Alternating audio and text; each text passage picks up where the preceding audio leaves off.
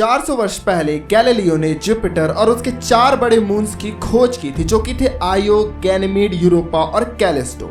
अजीबोगरीब इन मून्स पर साइंटिस्ट को यह लगता है कि शायद इनमें से कुछ में जीवन किसी रूप में पनप सकता है। नासा के जूनो स्पेसक्राफ्ट ने यह कंफर्म किया कि उसे इस गैस जायंट के मून्स पर 5 सेकंड का एफएम सिग्नल मिला है। यह सिग्नल आए कहां से, नासा ने इन्हें डिटेक्ट कैसे किया था और क्या यह सिग्नल एलियन लाइफ के सबूत है? 2011 में नासा ने जुपिटर का चक्कर लगाने के लिए जूनो नाम का एक ऑर्बिटर को भेजा था, जो कि आज भी जुपिटर के इर्द गिर्द घूम रहा है। और अपने लॉन्च के बाद जूनो ने पहली बार एफएम सिग्नल को डिटेक्ट किया है। हम तो इस सिग्नल को वाईफाई के रूप में डेली यूज भी करते हैं, तो क्या हमने एलियन सभ्यता के संकेत को खोज लिया है? गैनीमेड पूरे सोलर सिस्टम का सबसे बड़ा मून है और ये जुपिटर की जगह अगर सूर्य का चक्कर लगाता तो यह भी प्लैनेट की कैटेगरी में आता, क्योंकि गैनीमेड का साइज मर्क्यूरी नाम के प्लैनेट से भी बड़ा है। भले ही गैनीमेड के पास एटमॉस्फेयर नहीं है, पर गैनीमेड इस सोलर सिस्टम का एकमात्र मून है जिसके पास खुद की मैग्नेटिक फील्ड है। और कुछ समय पर तो वहाँ पर ऑरोरास भी देखे जाते हैं और उन ऑरोरास में समटाइम्स कुछ इफेक्ट भी देखे जाते हैं, जिससे कि वहाँ पर यह पता चलता है कि ये इफेक्ट वहाँ पर मौजूद अंडरग्राउंड सॉल्ट वाटर वजह से होता है। और यह इफेक्ट्स इतने ज्यादा मात्रा में होते हैं कि साइंटिस्ट को लगता है कि वहां पर पानी का एक विशाल भंडार है, पर वह पृथ्वी के समुद्रों से नमकीन पानी से कई ज्यादा गुना नमकीन है। जूनो स्पेसक्राफ्ट ने जो एफएम सिग्नल डिटेक्ट किए थे वो एक्चुअल में कोई एलियन से नहीं आया था। जब गैनीमेड जुपिटर के पोल से गुजर रहा था तब गैनीमेड की मैग्नेटिक फील्ड और जुपिटर की मैग्नेटिक फील्ड ओवरलैप कर गई। इस कारण 5 सेकंड के लिए वहां पर एफएम सिग्नल जनरेट हो गए थे।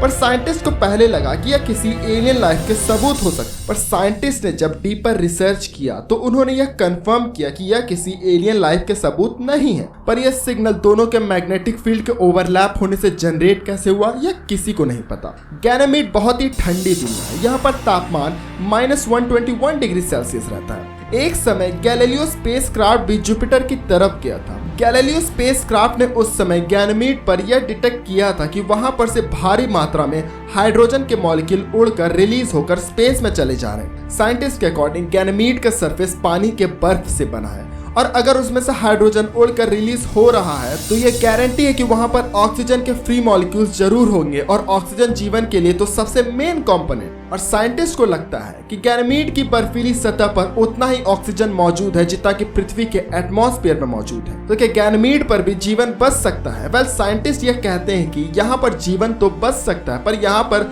जीवन बसाकर कोई फायदा नहीं है, क्योंकि यहाँ पर आइस को छोड़कर और कोई भी रिसोर्सेस मौजूद नहीं है। वहाँ तो ग्रेविटी भी पृथ्वी से कम है, ना ही पेड़ पौधे उगाने के संसाधन है, तो वहाँ पर जाकर हमें कुछ फायदा नहीं होने वाला। पर गैनीमेड का साथी जो कि यूरोपा, जिसके बारे में साइंटिस्ट कहते हैं कि इस मून पर जीवन के लिए एक बेस्ट जगह हो सकती है।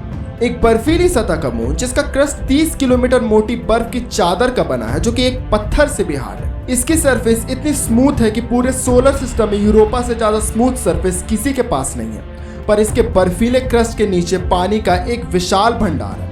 वहां पर पानी इतना है कि आपको विश्वास नहीं होगा। कहा यह जाता है कि यूरोपा में पृथ्वी से 2 गुना ज्यादा पानी है। यहाँ पर तापमान -160 डिग्री सेल्सियस रहता है, पर साइंटिस्ट को विश्वास है कि इतने ठंड के बावजूद भी वहां पर जीवन मौजूद हो सकता है। हम नॉर्मली यह बिलीव करते हैं कि बिना सूर्य के इस सोलर सिस्टम पर लाइफ कहीं भी पॉसिबल नहीं हो सकती, क्योंकि हीट और लाइट जीवन के लिए सबसे मेन कंपोनेंट है, पर बिना सनलाइट के पेड़ पौधे तो उगेंगे ही नहीं। आपको यह तो पता होगा कि समुद्रों के कई किलोमीटर अंदर उनकी सतह पर भी पौधे, जीव जंतु पाए जाते हैं, पर वो सब जीव और पौधे बिना सूर्य के कैसे जीवित रह जाते हैं? यह आपने कभी सोचा था? ये सारे जीव और पौधे हाइड्रोथर्मल वेंट्स पर डिपेंड रहकर जिंदा रहे। इससे यह तो प्रूफ होता है कि बिना सूर्य के भी जीवन बच सकता है। इस कारण साइंटिस्ट को बिलीव है कि यूरोपा पर जीवन में भी माइक्रोबियल फॉर्म में जरूर होगा और यह हाइड्रोथर्मल वेंट्स के सहारे वहां पर जीवित हो सकते हैं। और साइंटिस्ट को यह भी लगता है कि वहां पर अलग रूप में पानी वाले जीव भी हो सकते हैं। इसलिए 2025 में स्पेशली यूरोपा के लिए नासा एक स्पेस प्रोब भेजने की तलाश में है, जिसे कि यूरोपा क्लिपर के नाम से जाना जाएगा,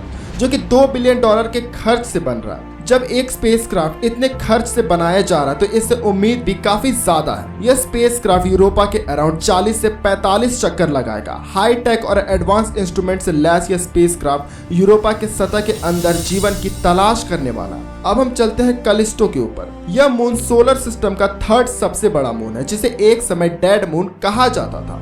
मतलब इसमें सारी नेचुरल एक्टिविटीज रुक चुकी थी। इस मून में इतने सारे क्रेटर है कि इतने क्रेटर आज तक सोलर सिस्टम के किसी भी पिंड में नहीं पाए गए, मानो सारे एस्टेरॉयड इसी के ऊपर बरस गए हो। इसका साइज मर्क्यूरी के जितना है और टेम्परेचर -139 डिग्री सेल्सियस है।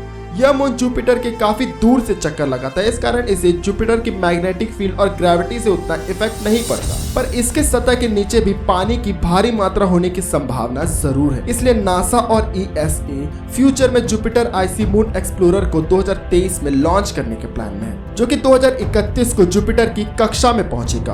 हम जानते हैं कि नासा का जेम्स वेब स्पेस टेलीस्कोप कई अरब लाइट ईयर दूर लाइफ की खोज करने में सक्षम है, पर Jupiter IC moon explorer probe में नासा जो इंस्ट्रूमेंट का यूज कर रहा है उसमें इतने पावरफुल इंस्ट्रूमेंट नासा ने लगाए हैं कि आज तक किसी भी स्पेस प्रोब में दुनिया के किसी भी स्पेस एजेंसी ने इतने ताकतवर इंस्ट्रूमेंट को नहीं लगाया होगा, जिससे कि यूरोपा, गैनेमीड और कैलिस्टो के अंदर पानी की मौजूदगी का पता लग सके।